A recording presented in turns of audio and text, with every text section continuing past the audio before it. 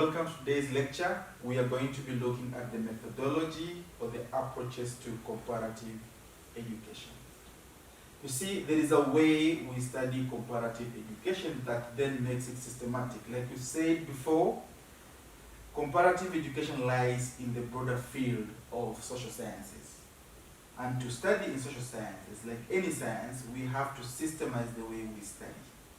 And therefore, there are approaches or methodology of studying comparative education that we need to adhere to so that we come up with a systematic way of finding out how systems in other countries work.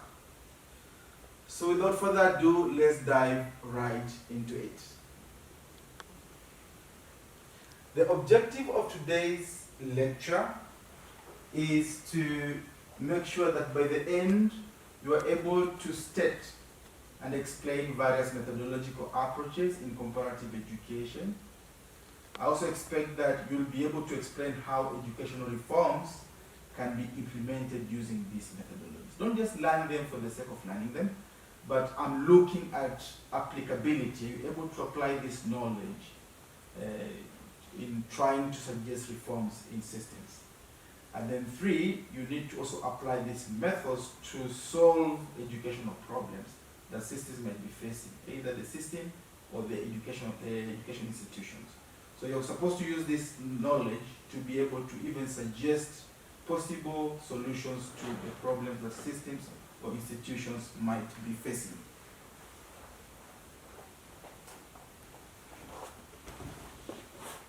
When we talk about methodology, we simply mean the different ways scholars have used to study and understand education systems. Now, just like in other areas of education, the approach you choose really depends on the purpose of the study. Why are you doing this? Why are you studying? Over time, comparative education has evolved through different phases, like we've talked about before. And in each phase, scholars emphasize different approaches. These choices were often influenced by the dominant idea of the time and by what they hoped to achieve through their studies. But broadly speaking, the approaches to comparative education can be divided into 2 main categories. That is the traditional approach and the modern approach. Now, the traditional approach, in traditional approach we look at the descriptive or statistical method. This method focuses on describing and comparing education systems, mainly through numbers and statistics. You see the word statistic there and you realize we are now obsessed with numbers. For example, a scholar may compare literacy rates in Kenya and Japan, or examine student-teacher ratios in Africa and compare that with that of Europe. The goal is to give a clear picture of what similarities may be there and what differences may be there. And this should be based on measurable data, not just anecdotal responses of what people think should be or should not be, but should be based on data. Now, historical approach, on the other hand, looks at how education systems have developed over time. For instance, if we study how colonial policies shaped education in Africa or in Kenya, or how the French Revolution influenced modern schooling in France, we are applying the historical approach. We're looking back into the past to find out how these things affected education. So this approach basically helps us to see how the past continues to shape present education practices. The modern approach, or the so-called sociological approach, is a method that studies education in relation to society. For example, a researcher may ask, how does social class affect access to higher education in country X or country Y? Or how does the education level of parents influence academic achievement of pupils in Kenya? The main aim is to show how education both affects and is affected by other social factors. Again, remember the notion that things outside school affect things inside school. We cannot emphasize that enough. Now, we do have the analytical approach. Here, scholars critically break down education systems to understand deeper patterns. For example, someone might analyze why Scandinavian countries perform highly in international assessments like the PISA test. PISA is simply program for international student assessment. And then try to find out what factors, for example, the curriculum, the teacher training, the governance of education, what amongst those factors contribute to their success. Now, we also do have the synthetic approach, which is simply combining insights from different fields. For example, getting insights from history, from sociology, from economics, from politics, name it. All of these in a bid to create a complete picture of education. For example, when studying gender disparities in education, for example, a researcher may bring together historical data on women's access, sociological theories or gender roles, and economic statistics on women, especially with regards to their participation in the workforce. So in summary, the traditional approaches, that is the descriptive or statistical and historical approaches, help lay a foundation of the field of comparative education by providing facts and tracing development. The modern approaches, that is the sociological, the analytical, and the synthetic, take us deeper into understanding education as a broader social and global process. So comparative education, therefore, doesn't rely on one single method. Instead, it adapts different approaches depending on the questions scholars are asking and the goals they want to achieve.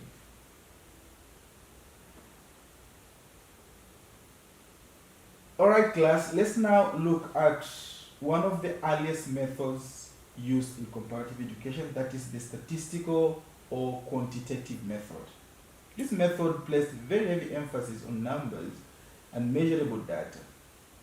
Scholars will collect data, interpret the data, verify it, and then compare this data from different educational systems. Now, to make sense of this information, they often relied on charts, on graphs, on quantitative analysis, because the obsession is with numbers. Now, the main idea behind this approach was quite practical. It was to allow countries to borrow useful lessons from one another. By looking at the numbers, you could quickly identify where improvements were needed or what could be adopted from other systems. So what kind of data do you think they collect? Anybody?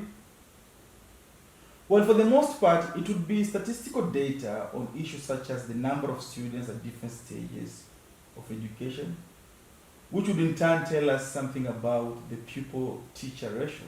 And this kind of data, as you may guess, would give us a sense of, the teacher workload, how resources are supposed to be distributed, and for systems that are funded by the government, we are funding per capita. So we're trying to find out how many students are in the schooling system and how then do we fund them. Is it per head or per institution? Now, data on financing, like how much is spent on teachers' salaries, is also important in this scenario. Just the same way expenditure on school buildings and other infrastructure becomes a primary concern of the educational stakeholders.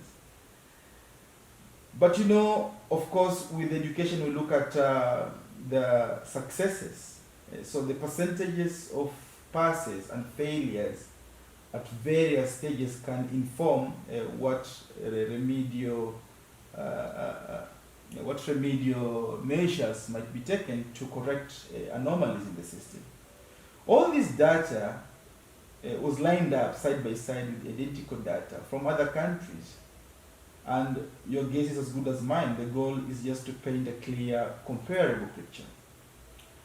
But here is where you need to be careful. This method has some serious limitations. For instance, unreliability of data.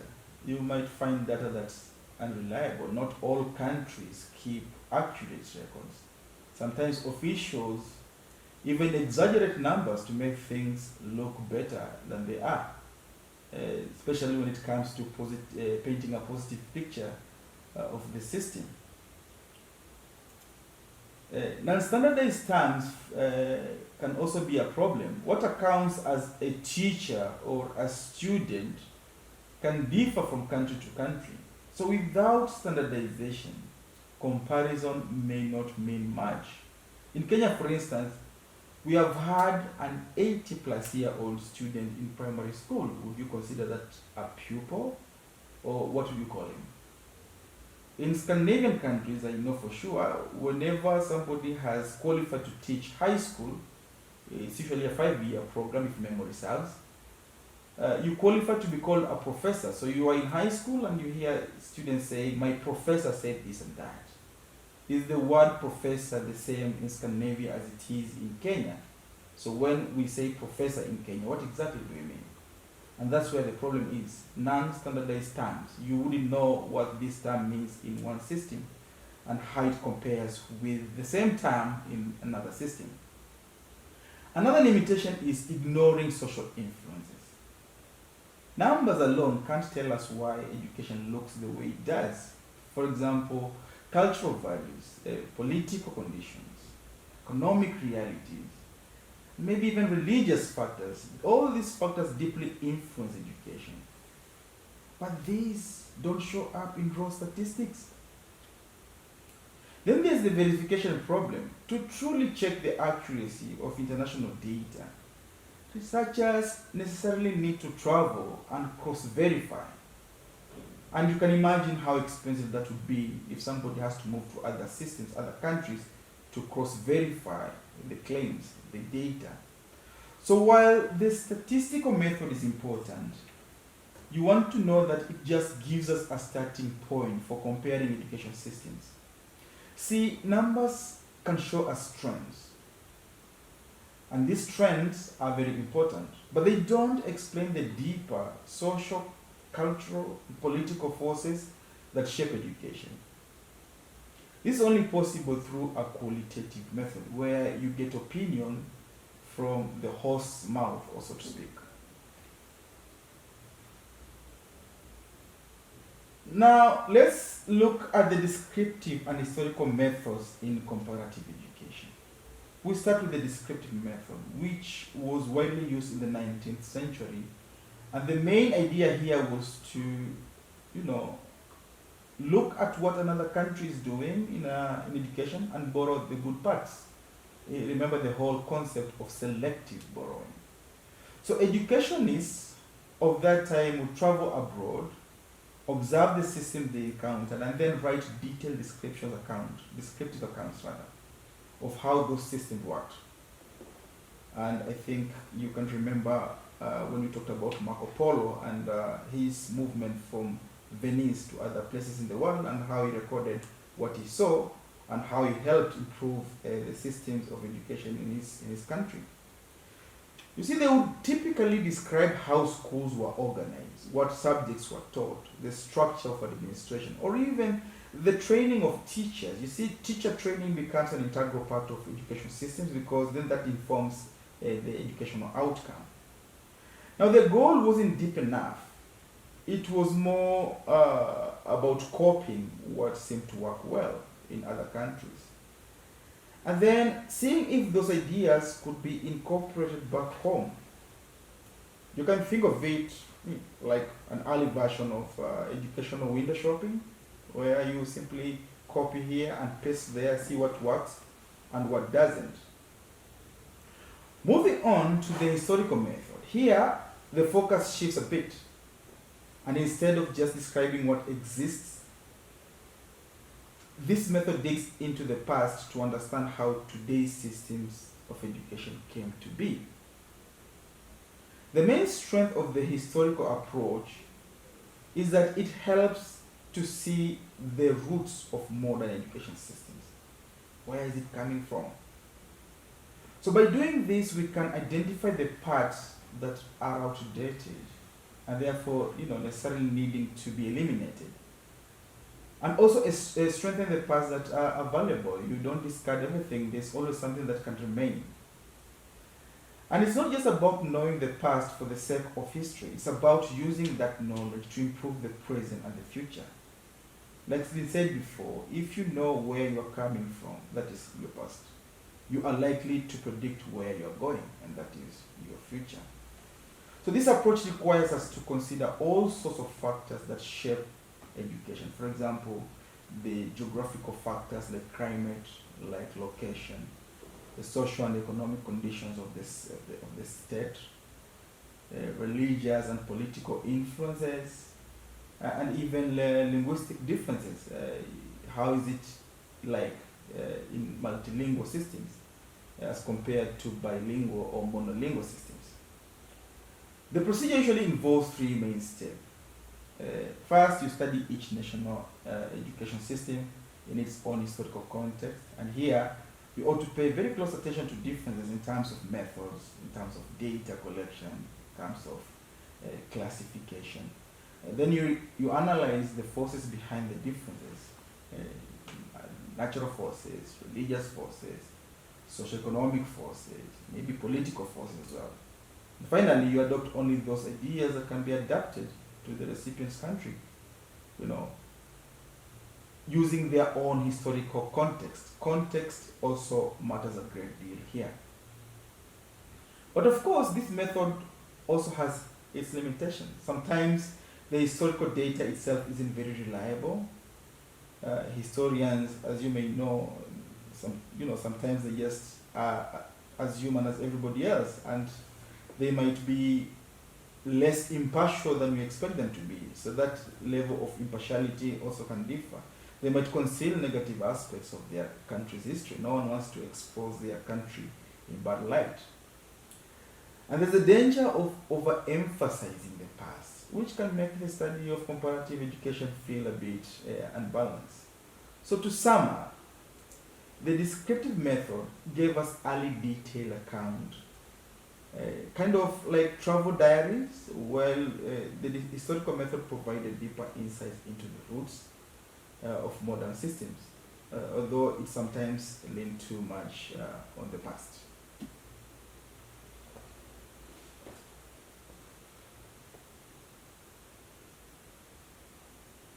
The analytical method approach.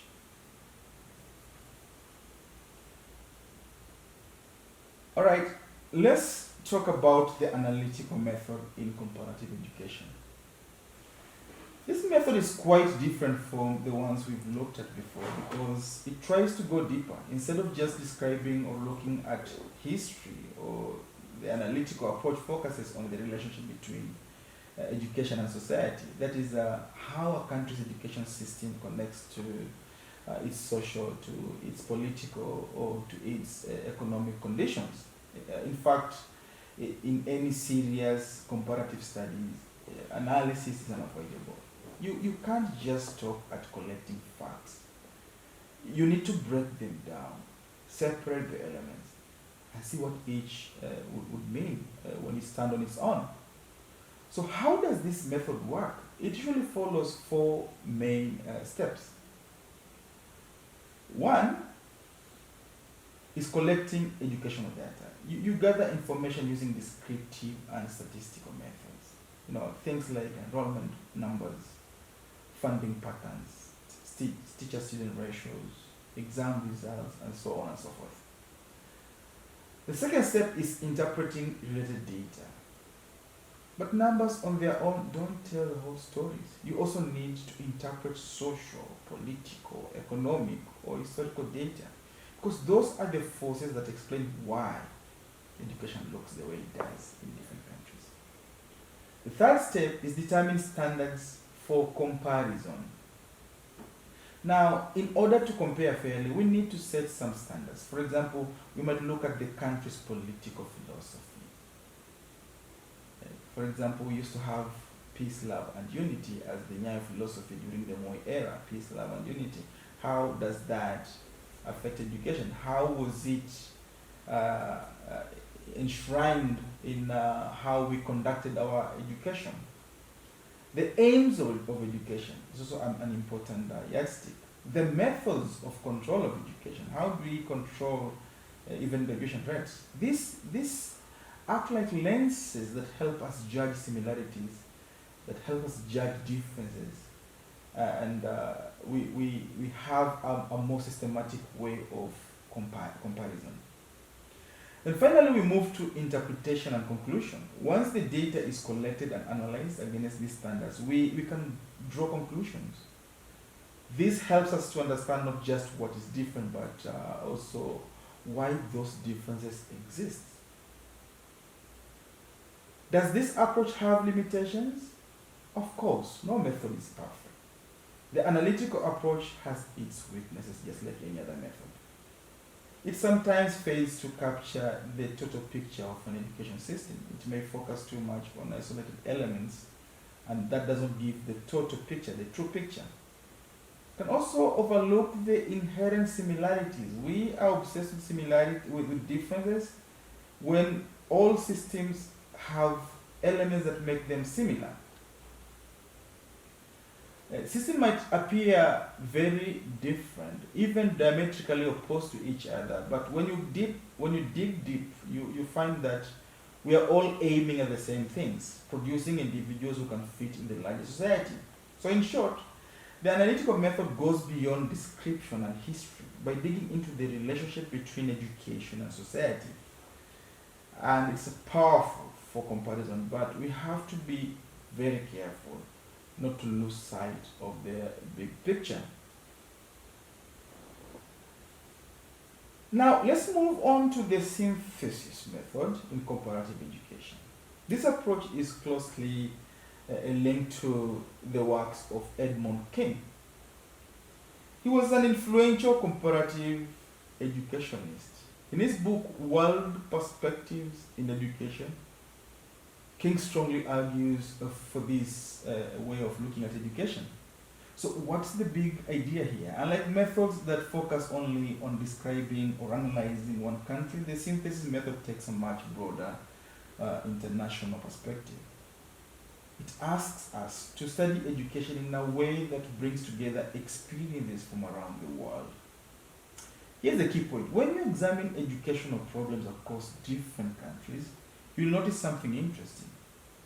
Yes, there are differences, sometimes very big differences, but you also find universal truths. Why?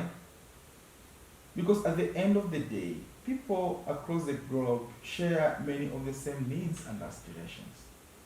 Think about it. Whether you're in Kenya, whether you're in Norway, or Belgium, or Brazil, or Japan, education systems everywhere grapple with similar questions. These questions could be, how do we prepare young people for the future? Or how do we balance access with quality? When we are massifying education, we are opening education opportunities for all and sundry. Are we thinking about quality? What happens to the overcrowded classrooms? All systems grapple with this. How do we make education serve society's needs? Not education for education's sake, but education for the common good. How do we make education common good?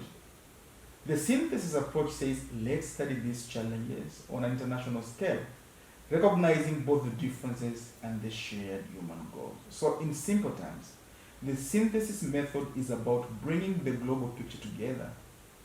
It's not just about learning from one country. It's also about seeing education as a worldwide human project, which is shaped by common needs and experiences. A bit about the scientific method. Now we turn to the scientific method, and this approach in comparative education is also very important. It was developed and popularized by Harold Noah and Mark Eckstein around 1960. They write a book and they call it Towards a Science of Comparative Education. Their goal was to give comparative education the rigor and the systematic character of a true social science. In this approach, they recommended a structured procedure with several steps, and the first step was to identify the problem and review the literature. You start by stating the research problem clearly, and then review existing studies to understand what has already been done. Then you move to definitions of central concepts, the terms and the indicators. You define your concept very precisely. For example, if you're studying literacy rates, you must state exactly what you mean by literacy. Because these definitions vary across countries. Again, context. Context here matters. Then you go to selection of sampling or units of study. You decide from the get-go what countries or what regions or educational institutions you want to study. This is crucial because the choice of cases influences the findings. You then go to the data collection stage where you gather relevant and reliable data. This can include statistics, policy documents, reports, or field observation. Generally, you're talking about primary data or secondary data. Then the next step is data analysis and manipulation. You organize and process the data systematically. And this often involves both quantitative and qualitative analysis. And of course, you move to the interpretation of the findings and draw meanings from the analyzed data. Do you see any patterns? Do you see similarities? Do you see some differences? And then, of course, you draw conclusions and make recommendations. Lastly, you do a review where you reflect on the entire process. And when you do so, you note the strengths, you note the weaknesses. You suggest possible improvements for future studies. So what makes this method unique is its scientific orientation. In short, the scientific method approach is about making comparative education more disciplined and research-driven. And it grew out of debates in the 60s, and it gave rise to new ways of thinking, and this definitely shaped the field of comparative education. Oppose.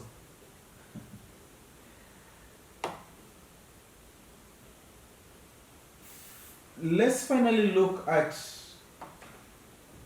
the problem-solving approach.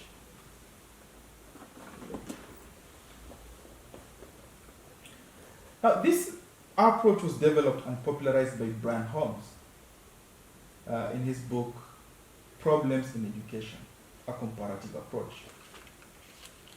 Holmes built on the ideas of John Dewey, this American famous educator and an educational thinker, who had earlier outlined the 5 stages of reflective or critical thinking. Now, Holmes adapts Dewey's framework and applies it to comparative education as a way of solving educational problems. Now, what are the assumptions behind this method? According to Holmes, whenever we face a problematic situation, possible solutions immediately spring to mind. But as we reflect more deeply, we are able to define the problems more clearly. Cleaner definition directs us to collect certain types of data. From this data, then, we refine solutions, which then can be stated as hypotheses. Now, these hypotheses are tested one by one until we arrive at what works best. Holmes then laid out step-by-step process in the problem-solving method. And according to him, the first step is problem identification. You identify the problem. So first we clearly recognize and state the problem. And then we move to problem analysis, where we analyze the problem carefully, breaking it down into elements. We then move to proposed solutions. After analysis, we suggest possible solutions. Based on logic, based on data, based on prior experience, we then move to specification of the context. Here, we take into account the conditions that are likely to influence the success of our proposed solution. Intervening variables, if I may. These include cultural conditions, belief system of a country, and maybe even political and social structures.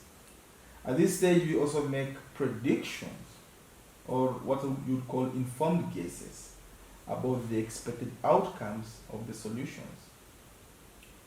Finally, we compare the predicted outcomes with the actual observable practices, and this acts as an evaluation stage. Have things worked out as expected? That will be the question you're asking yourself. If yes, we can recommend the solution. If not, we make new recommendations and identify new lines of action. In short, the problem-solving method is a systematic, reflective, and experimental approach. Why? Because it moves us step by step from identifying a problem through analyzing and testing solutions to making concrete recommendations for improvement in education.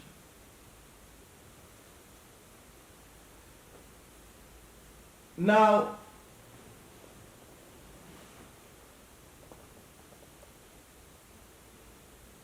in conclusion, we have to remember that in methodology in comparative education, we have traditional methods and the modern methods. And like you've already said, each method has its unique strengths with limitations notwithstanding. Now, methods are used in context because each method offers distinct features in different settings. Method selection should be based on issues because, like you said before, you are not comparing for the sake of comparing, but you are also trying to fix problems back at home. So, what issues are you trying to solve? Then that informs the method you're going to be using. So choose the appropriate methodology based on your education research questions and the context within which you are operating. I do have a few reflective questions there which you can go through to just sharpen your thoughts on this topic. Try answering them and see if you've actually understood this topic on approaches to comparative education. Until next time, thank you for your attention and see you in the next lecture. Bye.